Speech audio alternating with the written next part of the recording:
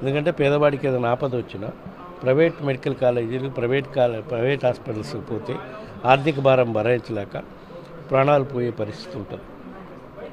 ఆ పరిస్థితి నుంచి ప్రజలను కాపాడటం కోసం ప్రతి జిల్లాకి ఒక హాస్పిటల్ కడితే హాస్పిటల్లో దగ్గరలో సూపర్ స్పెషాలిటీ హాస్పిటల్ ఉంటే ప్రజలకు మెరుగైన వైద్య సేవలు అందించవచ్చు అనే పెద్ద ఆలోచనతోటి, గొప్ప ఆలోచనతోటి మా ప్రభుత్వంలో 17 మెడికల్ కాలేజీలు ప్రారంభించడం జరిగింది.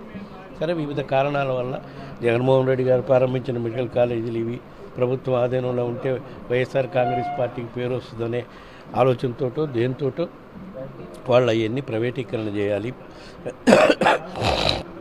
పీపీపీ మోడ్లో అని చెప్పి తీశారు. దాన్ని ప్రజలందరూ కూడా వ్యతిరేకిస్తున్నారు. కాబట్టి దానివల్ల ప్రైవేటీకరణ చేయటం వల్ల వచ్చే నష్టాలు ఏంటి, ప్రజలకు ఇబ్బందులు ఏ విధంగా ఉంటాయి, ఇవన్నీ ప్రజలకు తెలియజేసే దాంట్లో భాగంగా మా పార్టీ అధ్యక్షుడు జగన్మోహన్ రెడ్డి గారు నర్సీపట్నంలో మా ప్రభుత్వం ఆధీనంలో నిర్మాణం మొదలుపెట్టిన మెడికల్ కాలేజీని చూడటానికి పోతున్నారు.